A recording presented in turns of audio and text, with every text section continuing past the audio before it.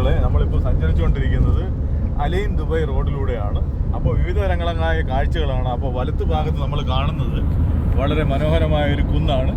മണൽ കൂട്ടിയിട്ടുണ്ടാക്കിയെടുക്കുന്ന കുന്ന്. നിങ്ങൾ വിചാരിക്കും മണൽ മാത്രം കൂട്ടിയിട്ടാണ് കുന്നുണ്ടാക്കിയിരിക്കുന്നത്. അങ്ങനല്ല. ദുബായിൽ ജീവിച്ച മനുഷ്യർ ഉപേക്ഷിച്ച് കഴിഞ്ഞ വേസ്റ്റുകളെല്ലാം കൂട്ടിയിട്ടാണ് സുഹൃത്തുക്കളെ കുന്നുണ്ടാക്കിയിരിക്കുന്നത്. എന്ത് വേസ്റ്റാണ്! നമ്മൾ അത്ഭുതപ്പെട്ടു. നമുക്ക് ഇവിടെ നോക്കുമ്പോൾ ഇത് ചെറുതായിട്ട് തോന്നും. പക്ഷേ ഒരു ട്രക്കൊക്കെ അതിലെ കൂടെ പോവുകയാണെങ്കിൽ ചെറിയൊരു കളിപ്പാട്ടം പോകുന്നതിനൊക്കെ ചോപ്പിട്ടൊക്കെ അതുകൊണ്ട് പോകുന്നുണ്ട്. അതിൽ ഒരു കളിപ്പാട്ടത്തിൻ്റെ അത്ര വലിയ ഭീകരമായ ഒരു കാഴ്ചയാണത്. അപ്പോൾ ഈ ഏരിയയിൽ ട്രക്കൊക്കെ കിടക്കുന്നുണ്ടോ? അതെല്ലാം അവിടെ നിന്ന് ഇങ്ങനെ വേസ്റ്റുകൾ അനന്തരം അനുസ്യൂതം തട്ടിക്കൊണ്ടിരിക്കുകയാണ്. വേസ്റ്റുകളൊക്കെ ഇങ്ങനെ തട്ടിക്കൊണ്ടിരിക്കുകയാണ്. അങ്ങനെ ഈ കാണുന്നതാണ് വേസ്റ്റ് മാനേജ്മെൻറ്റ് സ്ഥലം. നമ്മളെ നാട്ടിലേക്കുള്ള ഇങ്ങനെയുള്ള വേസ്റ്റ് മാനേജ്മെൻറ്റ് ചെയ്യുന്ന ഏരിയ കൂടെ പോയി കഴിഞ്ഞാൽ ആ ഏരിയയിലുള്ളവർക്ക് പോലും പെണ്ണ് കിട്ടാത്ത രീതിയിലുള്ള അവസ്ഥയാണ് ഉണ്ടായിരിക്കുന്നത്. ഇനി ഇപ്പോൾ ഭാവിയിൽ ഇത് ഗ്രീൻ മൗണ്ടൻ ആയിട്ട് മാറും. അപ്പോൾ എന്തായാലും ഇവിടെ മരുഭൂമി ആയതുകൊണ്ടും ഇവിടുത്തെ വേസ്റ്റ് മാനേജ്മെൻറ്റ് വളരെ കറക്റ്റ് ആയതുകൊണ്ടും ഇവിടെ വളരെ നല്ല രീതിയിലാണ് ഈ കാര്യങ്ങളൊക്കെ ചെയ്യുന്നത്. ഒരുപാട് തൊഴിലവസരങ്ങളൊക്കെ ഉണ്ട്. ഇപ്പോൾ ഇവിടെ ഒരുപാട് ബിൽഡിങ്ങുകൾ പുതുതായിട്ട് ഉയർന്നു വരുന്നുണ്ട്. അപ്പോൾ യുടെ ഫ്യൂച്ചർ എന്ന് പറയുന്നത് ഒരുപാട് വിദേശികളായിട്ടുള്ള ആൾക്കാർ ഇവിടെ സെറ്റിൽ ആവാനുള്ള സാധ്യതകളല്ല അവർ പ്രൂഫ് ചെയ്ത് കഴിഞ്ഞു. ഈ ലോകത്തിലെ ഏറ്റവും സുരക്ഷിതമായ സ്ഥലം എന്നറിയപ്പെടുന്ന ഇപ്പം ദുബൈയാണ്. ഏറ്റവും കുറച്ച് കറണ്ട് കട്ടുള്ള സ്ഥലം, ഏറ്റവും കൂടുതൽ സമ്പാദിക്കാൻ പറ്റുന്ന സ്ഥലം, സേഫായിട്ട് ജീവിക്കാൻ പറ്റുന്ന സ്ഥലം എന്നൊക്കെ പറയുന്ന സ്ഥലങ്ങളാണ്. അതുകൊണ്ട് പുതിയ ബിൽഡിങ്ങൊക്കെ ഒരുപാട് പ്രസക്തിയുണ്ട്. ഇപ്പോൾ വരും കാലഘട്ടത്തിലെ ആഗോള പൊളിറ്റിക്സ് രാഷ്ട്രീയം വെച്ച് നോക്കുമ്പോൾ ഏറ്റവും കൂടുതൽ ആൾക്കാർ മൈഗ്രേറ്റ് ചെയ്യാൻ സാധ്യതയുള്ള മിഡിൽ ഈസ്റ്റിലെ ഏറ്റവും പ്രധാനപ്പെട്ട സ്ഥലം എന്ന് പറയുന്നത് ദുബൈയാണ്. ഈ ദുബൈയുടെ അടുത്ത് തന്നെ കൂടെ എമിറേറ്റ്സുകളുണ്ട്. അതുകൂടാതെ ഈ മിന റീജിയൻ എന്ന് പറയുന്ന അറബിക് മേഖലയാണ് ഇനി അടുത്ത യൂറോപ്പായിട്ട് അറിയപ്പെടുന്നത്. അപ്പോൾ ഇവിടുത്തെ ഏറ്റവും വലിയൊരു സംവിധാനം എന്ന് പറയുന്നത് ഇത്തിഹാദ് റെയിലാണ്. അപ്പോൾ ഇത്തിഹാദ് റെയിലിനെ കുറിച്ച് നമ്മൾ പറയുകയാണെങ്കിൽ, ഇത്തിഹാദ് റെയിൽ എന്ന് പറയുന്നത് ഇപ്പോൾ UAE മാത്രം നിലനിൽക്കുന്ന റെയിലല്ല.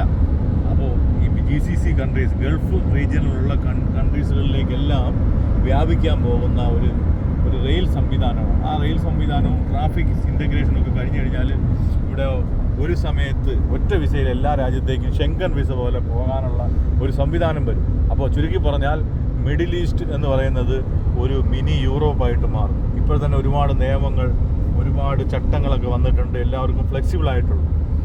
അപ്പോൾ ദേശരാഷ്ട്രങ്ങൾ എന്ന് പറയുന്ന എൻ്റെ രാജ്യം മാത്രം വലുത് എന്ന് പറയുന്ന സങ്കല്പങ്ങളൊക്കെ ഇല്ലാതാവാൻ പോവുകയാണ് ലോകത്ത്. ആഗോള പൗരന്മാർ രൂപപ്പെട്ടു വരാൻ പോവുകയാണ്.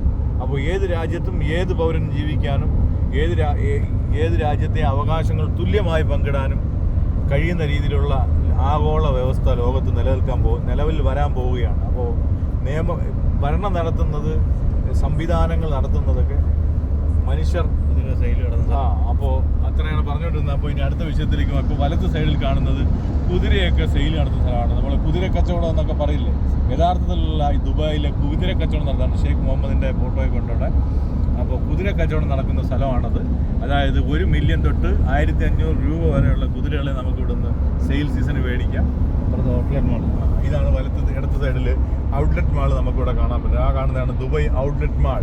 ഈ ഔട്ട്ലെറ്റ് മാളിൻ്റെ പ്രത്യേകത എന്ന് വെച്ചാൽ ഈ ലോകത്തുള്ള ബ്രാൻഡഡ് കമ്പനികൾ, ഷൂസ് മുതൽ ജീൻസ് വരെയുള്ള, ജെട്ടി വരെയുള്ള എല്ലാ ബ്രാൻഡഡ് കമ്പനികളുടെയും ഷോറൂമുകൾ ഇവിടെ ഉണ്ടാവും. അപ്പോൾ കുറഞ്ഞ പൈസയ്ക്ക് ഓവർലൊക്കെ മേടിക്കും. പ്രത്യേകിച്ച് പെരുന്നാൾ സീസണിലൊക്കെ വലിയ ബ്രാൻഡുകളൊക്കെ വെറും 50 ദിറംസിനൊക്കെ കിട്ടും. നമ്മളൊക്കെ അതിൽ 50 ദിറംസിൻ്റെ ഉടുപ്പൊക്കെ മേടിച്ചിരുന്നു. അപ്പോൾ ലുലു മാൾ ഇതിനകത്തുണ്ട്. അപ്പോൾ ദുബായിൽ നിന്നുള്ള എല്ലാ ബ്രാൻഡുകളും ആൾക്കാർക്കും വേണമെങ്കിൽ വെറുതെ 7 രൂപ എടുത്ത് ബസ്സിൽ കയറുക, ഇവിടെ ഇറങ്ങും. ബസ്സുണ്ട് കേട്ടോ. 2 മണിക്കൂറായിട്ട് ദുബായ് ബസ് സ്റ്റേഷനിൽ നിന്ന് ബസ്സുണ്ട്. ഇവിടെ വന്നു കഴിഞ്ഞാൽ ബ്രാൻഡഡ് സാധനങ്ങൾ നമുക്ക് മേടിക്കാൻ പറ്റും. അതിൻ്റെ ഒരു വീഡിയോ നമ്മൾ പിന്നീട് വിശദമായിട്ട് ചെയ്യുന്നതായിരിക്കും. അപ്പോൾ ഇനി നമ്മൾ പോയിക്കൊണ്ടിരിക്കുന്നത് നോർത്ത് എമിറേറ്റ്സിലേക്കാണ്. ബെന്നിബായ് സുഖമല്ലേ? ബെന്നിബായ് ഇങ്ങനെ വാതിദ്രുതം ഇങ്ങനെ പോയിക്കൊണ്ടിരിക്കുകയാണ്. 120-ൽ പോകാൻ പറ്റുന്ന റോഡാണുള്ളത്. അപ്പോൾ നമ്മൾ പോകുന്നത് റാഷിദിയ മെട്രോ സ്റ്റേഷനിലേക്കാണ്. അവിടെ നിന്നാണ് നമ്മളെ ഡ്രൈവറെ നമ്മൾ ഹയർ ചെയ്തിരിക്കുന്നത്. അപ്പോൾ ഡ്രൈവറെ നമ്മൾ അവിടെ നിന്ന് കിടത്തിയതിന് ശേഷം ദുബൈയുടെ ഹൃദയഭാഗത്താണ് ഈ റാഷിദിയ മെട്രോ സ്റ്റേഷൻ എന്ന് പറയുന്നത്. നമ്മൾ അവിടത്തേക്ക് പോയിക്കൊണ്ടിരിക്കുകയാണ്, കടന്നുകൊണ്ടിരിക്കുകയാണ്. പിന്നെ അതുകൂടാതെ നമ്മൾ അത് കഴിഞ്ഞിട്ട് അവിടെ നിന്നാണ് നമ്മുടെ യാത്ര സത്യത്തിൽ ആരംഭിക്കുന്നത്. നമ്മളെ യാത്രയൊന്നും ഇത് ആരംഭിച്ചിട്ടില്ല, ഇതൊരു തുടക്കം മാത്രമാണ്. അത് കഴിഞ്ഞ് നമ്മൾ നോർത്ത് എമിറേറ്റ്സിലെ വിവിധ തടാകങ്ങളിലൂടെ, വെള്ളച്ചാട്ടങ്ങളിലൂടെ, തോട്ടങ്ങളിലൂടെ ഒക്കെ സഞ്ചരിക്കും. അങ്ങനെയൊക്കെ സഞ്ചരിച്ച് വിവിധങ്ങളായ കാഴ്ചകൾ കണ്ട് നമ്മളൊന്ന് ആസ്വദിക്കും.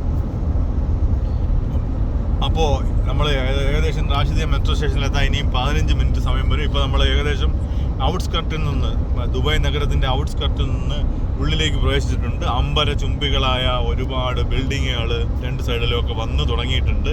അതുപോലെ തന്നെ ഗവൺമെൻറ് ഡിപ്പാർട്ട്മെൻറ്റ് ബിൽഡിങ്ങുകളൊക്കെ ഉണ്ട്. ആ ദൂരെ കാണുന്നതാണ് ബിൻഗാട്ടി എന്ന് പറയുന്ന ഒരു കമ്പനിയുണ്ട് ഇവിടെ. ഏറ്റവും കൂടുതൽ വിലപിടിപ്പുള്ള ബിൽഡിങ്ങുകൾ ഇപ്പോൾ ദുബൈയിൽ വിൽക്കുന്നത് ബിൻഗാട്ടി എന്ന് പറയുന്ന കമ്പനിയാണ്. ജേക്കബ് ആൻഡ് കോ എന്ന് പറയുന്ന കമ്പനിയാണ് ബിൽഡിംഗ് ഒക്കെ ഡിസൈൻ ചെയ്യുന്നത്. ജേക്കബ് ആൻഡ് കോ എന്ന കമ്പനിയെക്കുറിച്ച് പറയുമ്പോൾ എനിക്ക് ഓർമ്മ വരുന്നത് അവരാണ് ഈ റോളക്സിൻ്റെ വാച്ചുകളൊക്കെ ഡിസൈൻ ചെയ്യുന്നത്. ഇവിടുന്ന് അങ്ങോട്ട് ബിൽഡിങ്ങിൻ്റെ കാടുകളാണ്. മരുഭൂമിയുടെ മണൽക്കാടുകൾക്ക് ശേഷം നമ്മൾ ബിൽഡിങ്ങിൻ്റെ കാടുകളിലേക്ക് പ്രവേശിച്ചിരിക്കുകയാണ്. അപ്പോൾ ഫക്കിയ യൂണിവേഴ്സിറ്റി ഹോസ്പിറ്റൽ, അക്കാഡമിക് സിറ്റി അങ്ങനെ തുടങ്ങിയ കുറേ സംഗതികൾ ഈ ഭാഗത്താണുള്ളത്. ആ ഭാഗത്ത് ഷിപ്പ് പോലിരിക്കുന്ന ഒരു ബിൽഡിംഗ് ഉണ്ട്. അതിന് ചുറ്റും വെള്ളം കയറി കിടക്കുമ്പോൾ ഷിപ്പാണോ എന്ന് നമുക്ക് സംശയം തോന്നും. മഴക്കാലത്തൊക്കെ അങ്ങനെ സംഭവിക്കാറുണ്ട് ഇവിടെ. പിന്നെ ഇതുമായിട്ട് ബന്ധപ്പെട്ട് ഇനി പറയാനുള്ള, ഇവിടെ ഇപ്പോൾ വാഗമരങ്ങൾ പൂക്കുന്ന സമയമാണ്. ഒരുപാട് വാഗമരങ്ങൾ പൂത്തിട്ടുണ്ട്. നല്ല നയന മനോഹരമായ കാഴ്ചയാണ്. ഇലകളെല്ലാം പൊഴിഞ്ഞു പോയതിനു ശേഷം പൂക്കളൊക്കെ ഇങ്ങനെ നിറഞ്ഞു നിൽക്കുന്ന വാഗമരങ്ങളുടെ അടുത്ത് നിന്ന് ഫോട്ടോ എടുക്കാൻ വേണ്ടി നല്ല രസമാണ്. അപ്പോൾ ഒരു കവി പറഞ്ഞതുപോലെ ഇലകളെല്ലാം പൊഴിച്ച വേനലിനോട് വാശി തീർക്കാൻ വേണ്ടി ചുമന്നു തന്നെ ഞങ്ങൾ പൂത്തു എന്ന് പറയുന്ന വാഗമരങ്ങൾ ഒരുപാടുള്ള സ്ഥലമാണ് ഇപ്പോൾ ദുബായ്. അപ്പോൾ ഇനിയും ഉരുളും, വിഷു വരും, വർഷം വരും, തിരുവോണം വരും, പിന്നെ ആരെന്നും എന്തെന്നും ആർക്കറിയാം. ഇപ്പോൾ നമ്മൾ എത്തിയിരിക്കുന്നത് സിലിക്കൺ ഒയാസിസിലാണ്. സിലിക്കൺ ഒയാസിസിൽ വളരെ രസകരമായ കാഴ്ചകളുണ്ട്. അതൊരു ഫ്രീ സോൺ ഏരിയ പോലെ പ്രവർത്തിക്കുന്ന ഏരിയയാണ്. അവിടെ ഒരു വലിയ ലുലു സെൻ്റർ ഉണ്ട്. നമ്മളിപ്പോൾ ലുലു സെൻ്റർ ഉണ്ട്. അതാണ് ഇപ്പം ബിൻഗാട്ടി ബിൽഡിംഗ്. ബിൻഗാട്ടി ബിൽഡിങ്ങിൻ്റെ മോഡലുകൾ വളരെ രസമാണ്. വളരെ ചുമന്ന ബിൽഡിങ്ങുകളായിരിക്കും ബിൻഗാട്ടിയുടെ ബിൽഡിങ്. സിലിക്കോൺ സെൻട്രൽ എന്ന് പറയുന്ന ഒരു വലിയ ബോർഡ് വെച്ചിട്ടുണ്ട്. അങ്ങോട്ട് നോക്കും, ആ ബോർഡ് സിലിക്കോൺ ഒയാസിസിൻ്റെ സൂപ്പർ മാർക്കറ്റാണ്. അപ്പോൾ നമുക്ക് മലയാളിക്ക് ഏറ്റവും കൂടുതൽ അഭിമാനകരമായ ഒരു കാഴ്ചയാണ് ഈ സിലിക്കോൺ സെൻട്രലിൽ കാണുന്ന ലുലു എന്ന് പറയുന്നത്. ഇത്രയും വലിയ ഭീകരമായ ഒരു ബിൽഡിങ്ങിലാണ് ലുലു പ്രവർത്തിക്കുന്നത്. ഇത് രാത്രി കണ്ടാൽ ചുവപ്പോ പച്ചയോ നിറങ്ങളിലൊക്കെ ആയിരിക്കും ഇത് കാണുക. അതുപോലെ ലുലു എഴുതിയിരിക്കുന്ന കാണുമ്പോൾ ഇത് മൊത്തം ലുലു ആണെന്ന് നമ്മൾ തെറ്റിദ്ധരിക്കും. അപ്പോൾ നമുക്ക് കൂടുതൽ അഭിമാനം ഉണ്ടാകും. പക്ഷേ മൊത്തം ലുലു എന്നല്ല, അതിൻ്റെ ഒരു ചെറിയ ഭാഗത്തെ ലുലു ഉള്ളൂ. പക്ഷേ ഇത് വളരെ രസകരമായ ഒരുപാട് വലിയ ഇൻ്റർനാഷണൽ കമ്പനികൾ, ഫ്ലൈറ്റുകൾ ചാർട്ട് ചെയ്യുന്ന കമ്പനികളൊക്കെ പ്രവർത്തിക്കുന്ന ഒരു സ്ഥലമാണ് ഈ സിലിക്കോൺ ഒയാസിസ്. വളരെ എക്സ്പെൻസീവ് ആണ്. അപ്പോൾ ഇവിടുന്ന് അങ്ങോട്ട് ദുബൈയുടെ വളരെ വില കൂടിയ ജീവിത സൗകര്യങ്ങളുള്ള സ്ഥലങ്ങൾ ഇവിടെ നമുക്ക് കാണാൻ പറ്റും. അപ്പോൾ ഇവിടെ ഒരു ബോർഡ് വെച്ചേക്കുന്ന കാണാൻ ഡക്ക എന്ന് പറഞ്ഞ് ബോർഡ് വെച്ചേക്കുന്നുണ്ട്. 5 year plan, 1.4 million. ഇതിനെക്കുറിച്ച് എന്തായാലും പറയേണ്ടതുണ്ട്. കാരണം എന്ന് പറഞ്ഞാൽ അറേബ്യൻ ഹിൽസ് എന്ന് പറഞ്ഞിട്ട് ഇവിടെ സ്ഥലം വിൽക്കുന്നുണ്ട്. അതിൻ്റെ കമ്പനിയുടെ പരസ്യമാണത്. അപ്പോൾ ലോകത്തുള്ള ഏതൊരു മനുഷ്യർക്കും ഇവിടെ വന്ന് ഇതുപോലത്തെ സ്ഥലങ്ങളൊക്കെ മേടിച്ച് ഇതുപോലുള്ള മനോഹരമായ ബിൽഡിങ്ങുകൾ ഉണ്ടാക്കാൻ പറ്റും, ഫ്രീ ഹോൾഡായിട്ട് സ്വന്തം പേര്. അപ്പോൾ ഡക്ക എന്ന് പറയുന്ന കമ്പനി നിങ്ങൾക്ക് ഇഷ്ടം പോലെ സ്ഥലം 120 ദിർഹം വെറും സ്ക്വയർ ഫീറ്റിന് ഇവിടെ ദുബായ് അലയൻ റോഡിൽ നിങ്ങൾക്ക് തരുന്നതായിരിക്കും. അപ്പോൾ ആരെങ്കിലും വേണമെങ്കിൽ ഡാക്ക എന്ന് പറഞ്ഞ കമ്പനിയെ ബന്ധപ്പെടുക. അപ്പോൾ 120 രൂപയിൽ കുറച്ച് കിട്ടണമെങ്കിൽ നമ്മളെ ബന്ധപ്പെടുക. ഒരു 80 രൂപയ്ക്കൊക്കെ നമ്മൾ സ്ഥലം തരുന്നതായിരിക്കും. ഓക്കെ ഗൈസ്,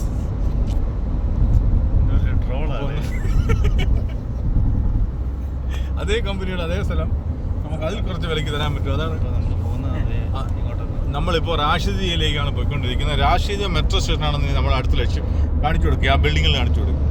ഇതുപോലത്തെ ഒരു ബിൽഡിങ്ങുകളൊക്കെയാണ് ഇപ്പോൾ പണിഞ്ഞുകൊണ്ടിരിക്കുന്നത്. കൊറോണയ്ക്ക് ശേഷം ദുബായ് വളരെ പുരോഗമിച്ചുകൊണ്ടിരിക്കുകയാണ്. ഇതുപോലത്തെ ബിൽഡിംഗ് എന്ന് പറഞ്ഞാൽ ഇതങ്ങ് ഒരു 10-25 നില മുകളിലോട്ട് കയറിപ്പോവും.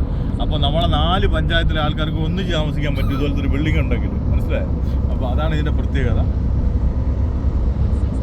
ഇങ്ങനെ സജിമാഷൊക്കെ നമ്മളെ കമൻട്രി കേട്ടിട്ട് ഉറങ്ങിപ്പോയി. സജിമാഷ് എന്തുകൊണ്ട്?